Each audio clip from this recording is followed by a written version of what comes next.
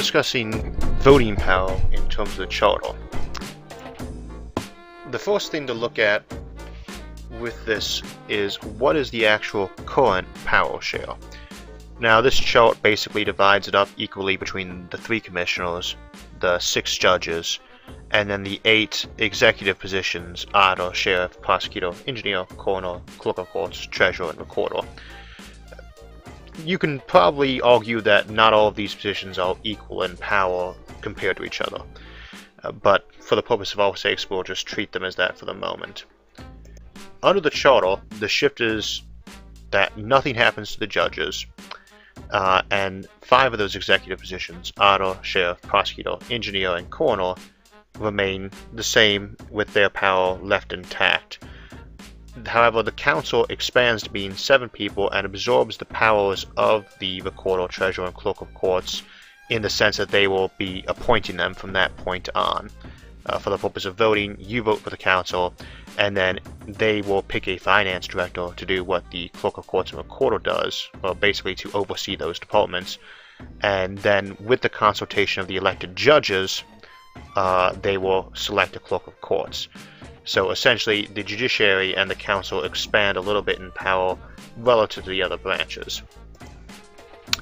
Of course, your voting power remains the same. You vote for all of those positions, whether firsthand or because you're voting for the council, who then appoints certain positions. The same as the commissioners currently appoint most of the county department heads, such as the head of our library, the head of our emergency management agency. Most of the ones we vote for right now, the reasons why we vote for them date back to when the county was a much smaller place. We've created a lot of new positions since then, but they didn't have a particular check or balance on the commissioners, and there were already so many things on the ballot that nobody added them on there. Most of the positions that have been removed serve no check or balance purpose either. They just happen to be the first ones on the scene. Now, the council changes things over from the commissioners. Currently, we all vote for all 3 of our commissioners who are from all around the county.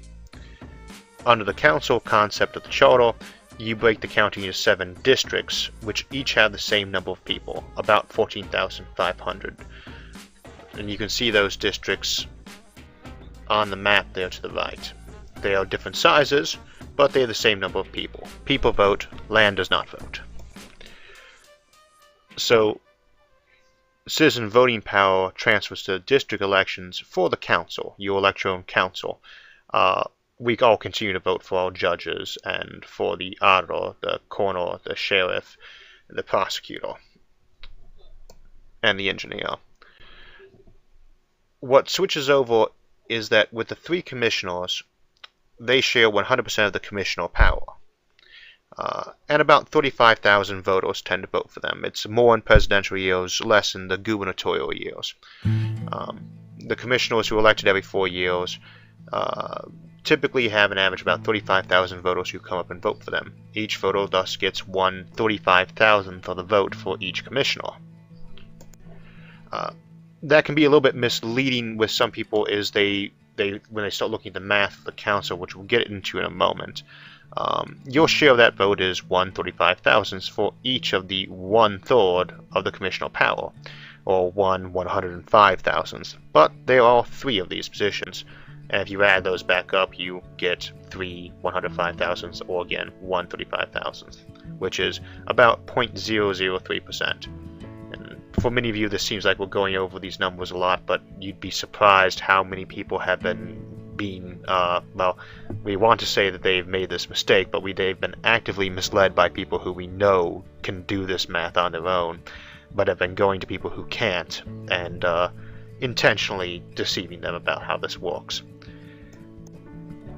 Under the charter, power does not change, right? The average 35,000 voters for each race would become 5,000 voters for each of 7 races. The power of the council stops being 1/3 to each commissioner and becomes 1/7 to each council member. A voter has the ability to vote for only one of those council members, same as you would vote for a congressman out of the 435 congresspersons, or a senator, or a Ohio senator or House rep. You vote for the one for your district. That council only has 1/7 of the power instead of 1/3, but your vote remains unchanged because you're only sharing that with 1/7 of that 35,000 voters, or about 5,000 people.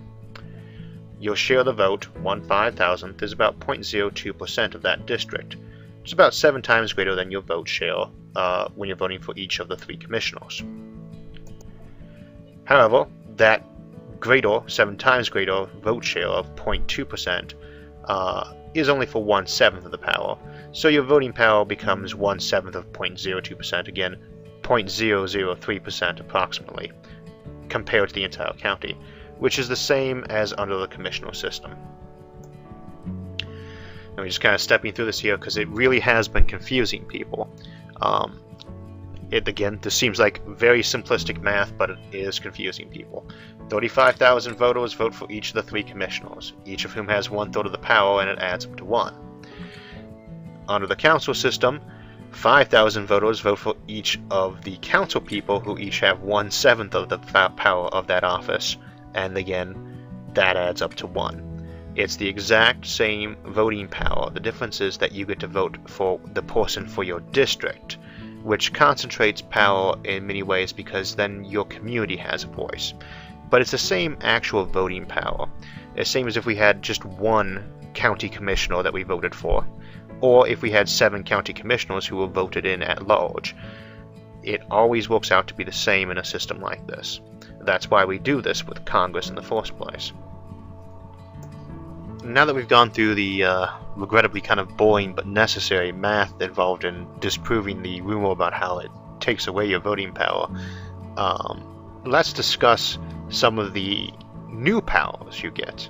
We've already shown that your power for voting for districts remains the same as voting for commissioners, except that you have the advantage of being able to vote someone for your community to represent your community. But there are new powers that come with the charter. Those are recall, referendum, citizen petition, and of course voting on our taxes. Recall. Currently, citizens do not have the ability to get rid of bad politicians at the county or state level. You can get rid of a municipal, a city or village official under current Ohio law, but trustees at the township level, any county level official, and anyone at the state level, Ohio's Constitution does not allow that, and for that matter neither does the federal Constitution. We can't recall U.S. Senate or Congress people.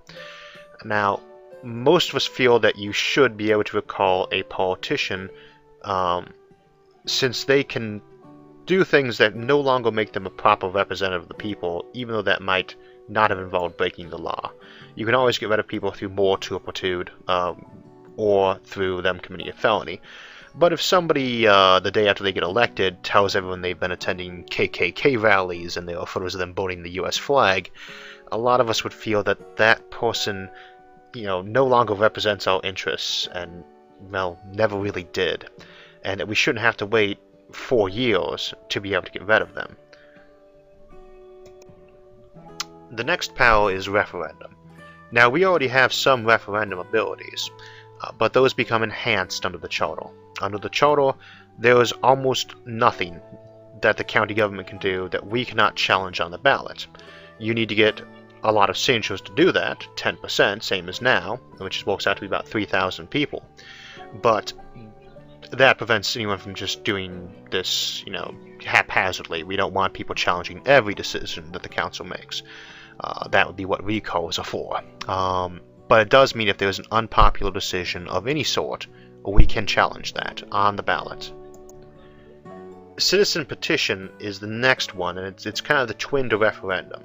We don't have to wait for the council to come up with good ideas. The council can put up any law or ordinance or change the charter and put that on the ballot to be voted on, but we can do that too. We can go ahead and do a petition, again 10%, about 3,000 people, and say that we would like to make the Emergency Management Agency an elected position, or we would like to to return the Clerk of Courts to its prior duties. Those are things that citizens can do directly now and change the fundamental structure of their government just through petition. And last but definitely not least, taxes. Currently, we do not get to vote on our county-wide taxes, with a few exceptions. Under the Charter, we get to vote on our taxes all the time. Anything that is county-wide of any sort, we get to vote on. And we don't have to do a referendum first. If somebody decides to try to increase taxes, it goes right on to that year's fall ballot, and we get to vote on it in November. So, in summary, contrary to what the anti-charter zealots have been saying, under the Charter, citizens clearly have vastly expanded voting powers. So this has been another discussion about the Charter. We thank you for listening, and we hope you'll vote yes on Issue 1 this November. Thank you.